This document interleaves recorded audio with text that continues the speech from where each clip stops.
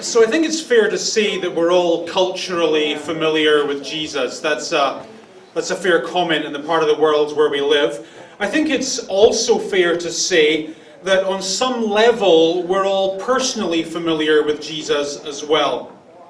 We would all admit that at some point or other in our lives we've been comforted by the presence of Jesus, we've been guided perhaps by the teachings of Jesus, or even reproved by some of the warnings of Jesus. We're Christians, we get Jesus, that's our thing. Which makes this morning's Bible reading in Mark's Gospel a kind of tough pill to swallow. So in Mark chapter 8 and verse 14, the writer tells us that the disciples had forgotten to bring bread except for one loaf. Now, as readers of the story, when we read the word bread here, we should immediately roll our eyes, because bread has featured far too heavily in the recent events of Jesus' life. The 5,000 Jewish zealots whom Jesus fed in chapter 6 were in need of bread, and Jesus gave them bread. The 4,000 naked gym-going, erotic theatre-attending, Homer-reading Greeks who we read about last week were in need of bread, and Jesus gave them bread. Mark chapter 6, 7 and 8 were Dr. Atkins' least favourite part of the Bible. Right? There's an awful lot of talk about carbohydrate in this particular part of the text. And while all of this bread talk has been going on over the past few days, the disciples have had a front row seat. In fact, up until this point in Jesus' career, whenever Jesus did something miraculous or said something informative, theirs has been a front row seat. So you would think, would you not, that the fact they find themselves short of bread would not be too much of a concern for them. After all, they've been with Jesus, who in the space of a few days has turned, 12 loaves into a meal for 9,000 people. So these, I would suggest, are not difficult dots to join in life, right? On Monday, we saw Jesus turn a few loaves into a meal for 5,000 people. On Tuesday, we saw Jesus turn a few loaves into a meal for 4,000 people. So the fact that here we are on Wednesday and we don't quite have enough for lunch ought not to be too much of a concern for us. We've seen this problem before. We know how to respond to this problem. We've read the book, we've got the t-shirt, no problem. And that, I think, is how it's meant to work. I think that you are meant to draw from your past victories strength for your present difficulties. You are meant to say, in every problem you face in life, you know what? I've been through problems before. I've had my fair share of tough days and tough weeks. I've gone through my fair share of disappointments. In fact, I've been through so many things, I could write a book on going through things. My closet is full of t-shirts I got every time I went through something. So you know what? I can face this present thing I'm going through with a certain amount of confidence. I went through stuff before, I survived. In all probability, I'll survive this thing I'm going through right now as well.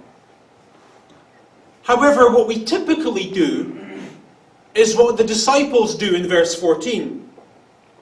We typically face every problem in life as though it's the first problem we've ever faced. And so rather than them saying, you know what, we're here on a boat with Jesus, the same Jesus who fed 5,000 and then the next day fed 4,000, probably he'll feed us as well. Instead, they find themselves having an argument about whose turn it was to bring lunch. You can just see them in the boat doing their thing. Why didn't you bring lunch? I brought it yesterday. Why do you never bring lunch? I think it's John's turn. John never brings lunch. You know John at the bar? Have you noticed when it's his round, he always goes to the washroom? I'm sick of that guy. That's a very Scottish illustration, isn't it? This is the conversation they're having, and Jesus is there, and he's listening to this silly discussion about lunch, and he shakes his head, and he says, "Watch out, be on your guard against yeast." Now stop.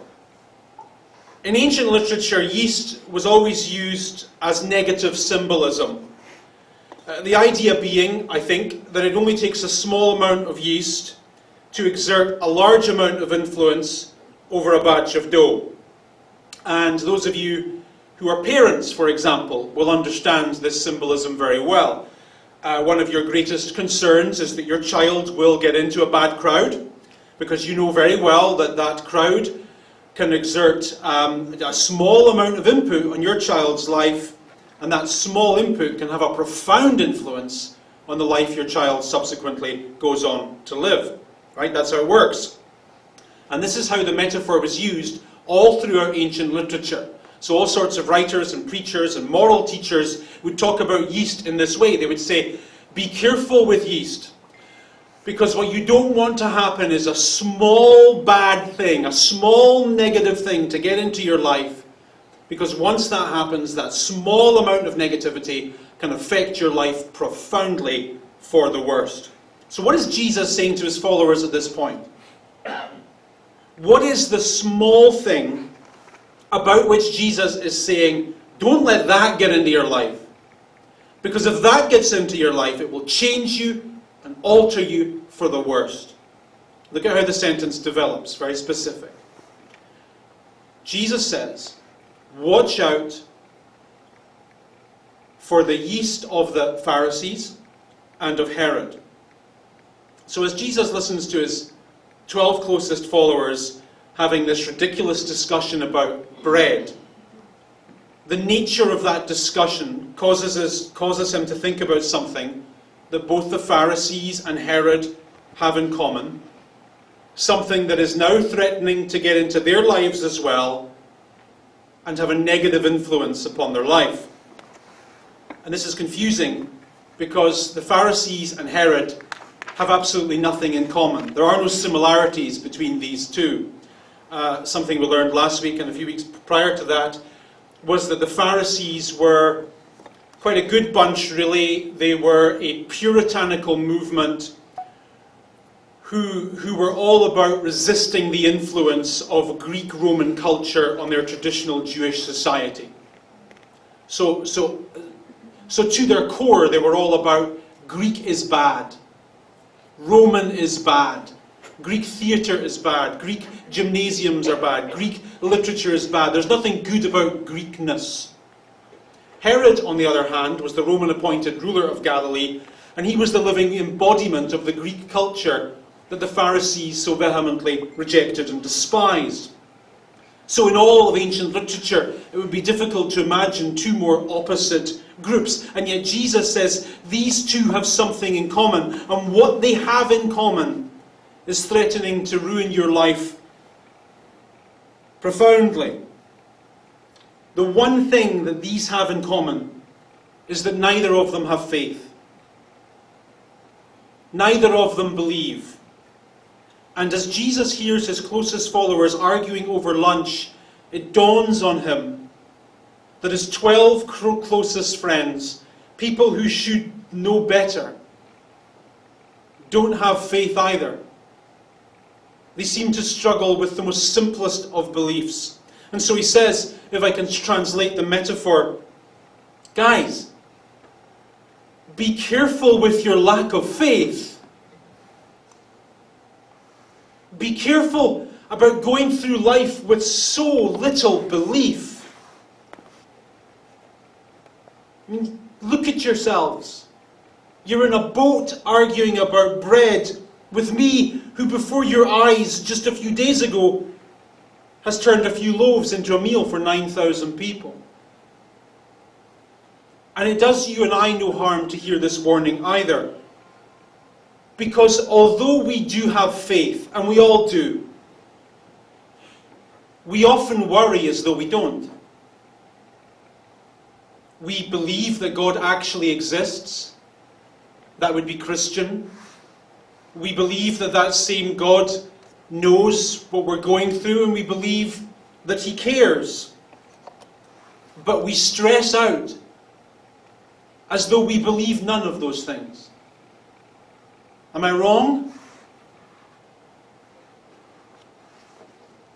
We believe so many good things about Jesus. Profound, beautiful, deep, meaningful things. And yet in all of our stresses and fears and anxieties and depressions, we behave as though none of the things we believe to our core were true. And it is that lack of faith that Jesus is driving at here. He's throwing his hands up here in a Mediterranean fashion, I suppose, and he's saying, really, still? After all the things we've been through together, after all the things you've seen of life, after all the times I've been there for you, after all the times it's been demonstrated that you're actually quite strong and you can actually cope with things, and you can actually make it through stuff, still, after all that, you're arguing about something so small, stressing out about something so fundamentally unimportant. What's wrong with you? Why can't you dig a little deeper and have a little bit of faith and belief? Then in the next sentence, the disciples, with their razor-sharp intellect, discuss with one another, is this... I love, by the way, I'll tell you why in a moment, but I love that the New Testament paints the disciples as being so dumb. It's so comforting to people like you.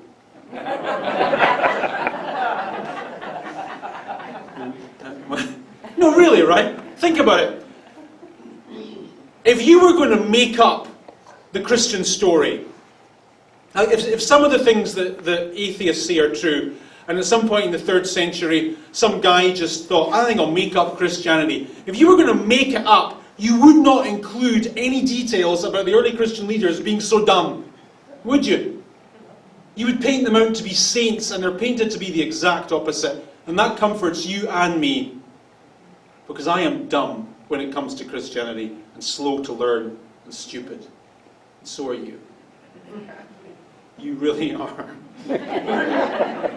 Anyway, so what did Jesus say? The disciples are discussing with one another, is this because we have no bread, right? So Jesus, he's just said something really deep and important and meaningful about faith and about belief and about the dangers of not having those things and how it can make your life a lot more hard going than it needs to be. And all they heard was, is this because we don't have lunch? Is that what Jesus means right now? Is he talking about lunch? Is his blood sugar low? Did he not have breakfast? What did we do wrong? Is Jesus angry? Is this because John went to the washroom again when it was his round? What's going on? And so they proceed to have another inane discussions. And as I mentioned a moment ago, I love that the earliest Christian documents written by the early Christian leaders are so open about how un-Christian the early Christians were. That is so beautiful. For me, this transparent weakness is not only proof of the historicity of the early Christian documents, it's proof of their humanity as well. For me, these early Christian weaknesses are saying through the centuries, guys, look, I'm going to level with you. We were there. We had a front row seat on everything. The stories, the miracles, the transformations. I mean, we saw stuff you would not believe. And the main headline we want to tell you is, we didn't get it. So don't beat yourself up for not getting it quite as well as you feel you should. It's our nature to be dumb and slow to learn and keep making the same mistakes. That's our lot in the Christian faith. It was like that for us, it'll be like that for you. Next sentence. Aware of their discussion, Jesus asked them, why You just know the tone of voice Jesus was using right now. Why are you talking about having no bread? Now, when you think about it, Jesus is hardly being fair right now, is he? Because the reason they're talking about having no bread is because they have no bread. Furthermore, the fact that Jesus has helped 9,000 other people with their bread problem does not mean Jesus is necessarily going to help them with their bread problem today. That's a truism, isn't it? I mean, you may well believe that Jesus can do this and can do that. It doesn't mean he's going to do this or that for you. That's been your experience, has it not? You know, Jesus has been there for them, he helped them, he got them through, and here you are with your issue and your problem, and Jesus is nowhere to be found. So I find Jesus' criticism here perhaps slightly unreasonable. But given that Jesus has just spoken to them about a lack of faith, given that Jesus has just said, guys, come on, why can't you believe? You'd think, given everything that they know, they'd have at least a little bit of confidence that Jesus would get them through this. And anyway, what is it exactly they need to get through right now? I mean, what are we talking about in this vitally important bit of the Bible? Lunch. That's it. We're talking about a sandwich. No one's dying in this story. No one's home's getting repossessed. No one's getting laid off from their job. And they're acting like it's the end of the world. So I'm with Jesus in this moment. What is wrong with you people? Why are you stressing out about this problem that's not even a problem? Like really? Why are we even talking about this? And don't, by the way, you feel this could be a commentary on our culture as well. Although our world is, you might not like me saying this, our world is better today than it's ever been at any point in history. That's a fact. There are less wars than there has ever been. Less people die of disease. There's less poverty in the world. Obesity is a bigger problem in the world today than malnutrition.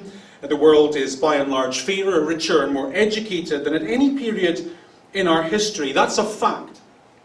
But one of the downsides of all that upward progress, particularly in cultures like our own, is that we have forgotten how to cope with relatively minor problems. Right? The generation that came before us weren't like this. Some of my biggest heroes in this church are the seniors. And I don't want to embarrass any of them, but it wouldn't surprise me if a senior came to church on a Sunday morning and a leg fell off on the way to church. And I'd be like, yeah, my leg fell off, it's no big deal, I've got two. Right? The generation that came before us knew how to cope with stuff. They knew how to go through things. They knew how to get through problems because life wasn't as easy for them as it is for us. Seems somewhat ironic saying this in a church where we're all sitting on lazy boys. The only thing missing from our church is blankets. That's actually not a bad idea. But you know what I mean though? We're nowhere near as tough as we used to be. Nowhere near as strong. Don't you see this in your life, your kids? The Wi-Fi is down. How am I going to cope? How will I live? You know, it's almost like we need some major diseases or something.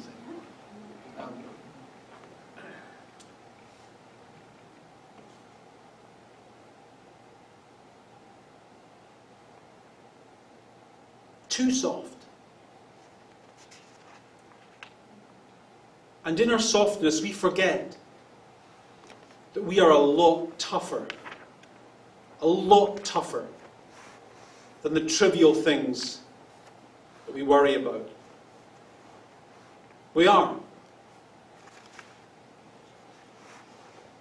Don't con yourself for a second into thinking you can't get through this thing, and you can't make it, and you can't hack it, because you can. You are way tougher than that. And any voice in your head that tells you otherwise is lying to you. Anyway, so Jesus, he's listening to his closest followers, failing to understand literally everything. And he says to them in verse 17, "Do you still not see and understand? Are your hearts hardened? Do you have eyes to see but fail to see, and ears but fail to hear? Don't you remember? When I broke the 5 loaves for the 5,000, how many basketfuls of leftovers did you pick up?" 12, they replied. Then he asks another question. "And when I broke 7 loaves for the 4,000, how many basketfuls of leftovers did you pick up?" 7, they replied. Now that's interesting, because they remember with vivid exactness the details of everything they've gotten through so far. They did, after all, have a front row seat on all of it. But what they remember from yesterday has not caused them to think about how they might cope today.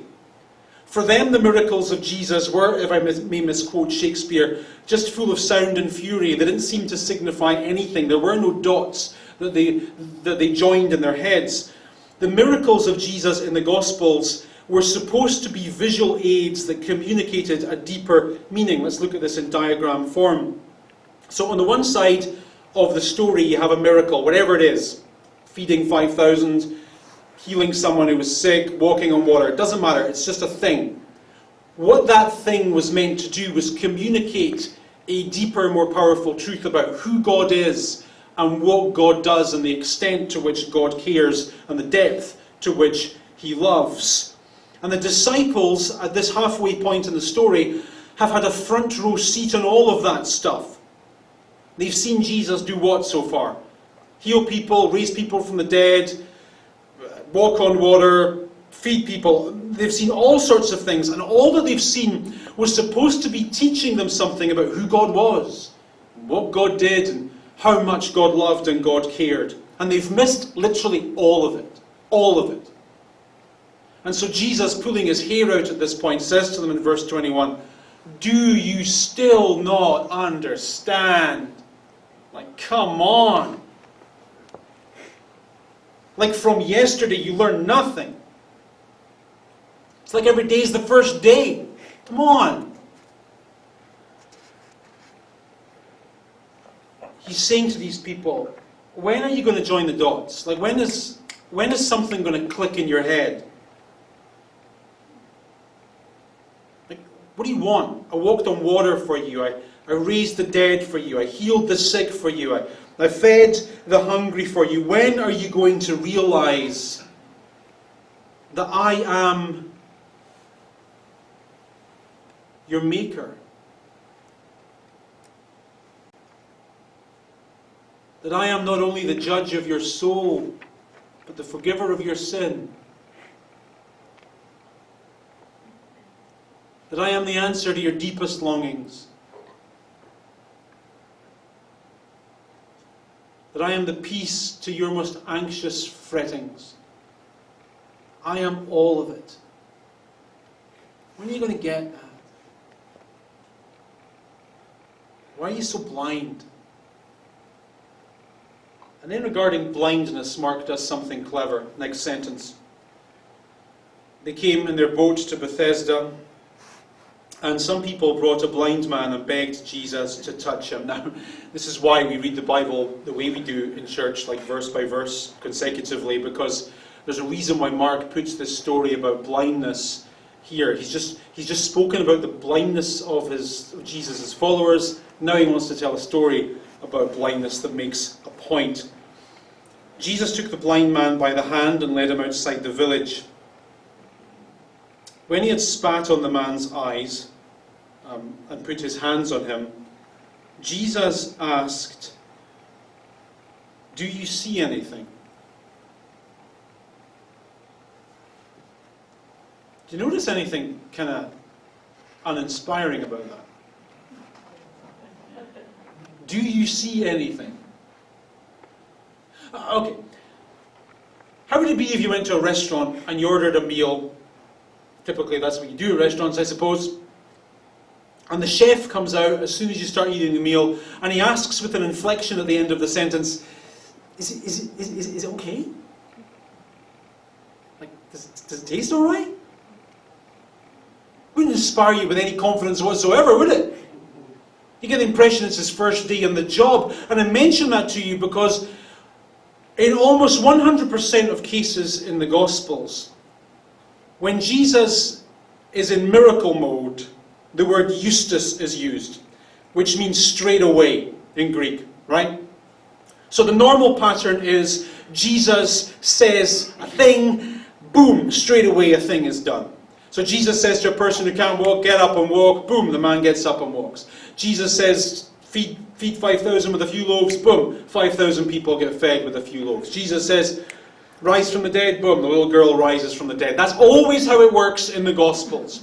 There is never, ever, ever any suggestion that Jesus isn't sure about whether or not it's working, apart from here. Did it work? Did that thing I did it work? Can you see? It's like he's not sure if he's doing it right. And then our worst fears are confirmed. The man responds in verse 24 and says, well, I can see people, but they kind of look like trees. So I can kind of half see. It's kind of like a half miracle. Maybe it's like, I don't know, maybe it was Cheapo Tuesday and it wasn't working. I don't know. It's like, Jesus, you did something, but what you did didn't really work. This doesn't sound good. This sounds like no story in the Bible. Next sentence. At a second attempt, once more Jesus put his hands on the man's eyes. Then his eyes were opened, his sight was restored, and he saw everything clearly. Now, question. Why do you suppose that no other early Christian writer includes this particular story in their biography of Jesus? Because it's embarrassing. It makes Jesus look second rate. It's like a half miracle that Jesus had to go at twice.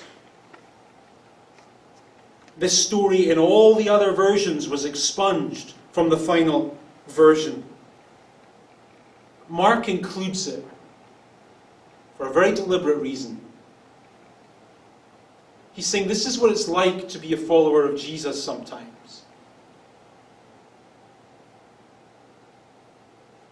You have some faith, and there are some changes, and you see life differently. But it doesn't fully work all the time. You still have those fears, you still have those worries, you still have those failings, those weaknesses, and you've changed, but only half changed. And you go at it again and again and again and again. And progress is so frustratingly slow. And so frustratingly incomplete. I don't know where you find yourself in this Bible story. I find myself as someone who sees kind of half, with eyes half closed. I don't get everything. I'm a Christian, but my Christianity is by no means perfect. At least not the way I live it. The way I understand it. I pray, but my prayers are rambling. I meditate, but my meditations are confused. I believe, I really believe, but I have so much unbelief as well.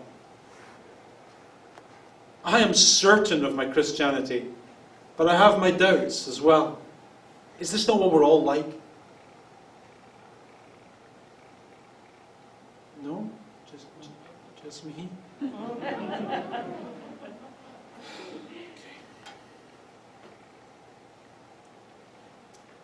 So what does it take to have a little bit of faith then? The answer Mark is telling us is that it takes Jesus. We are all, in Mark's story, at various stages of blindness. Some of us less blind than others, but nonetheless, we don't always get it. And the lesson Mark teaches us in this story is that what we need is for Jesus to open our eyes.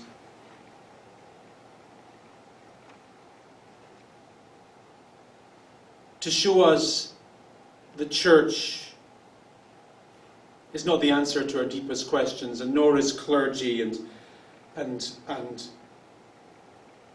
nor is morality, and nor is are the rules of religion, however we practice them. We need somehow for Jesus to open our eyes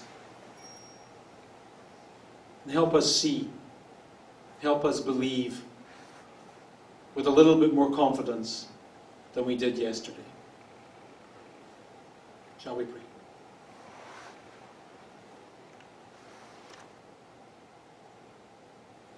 Our Father in heaven, we believe that you're real.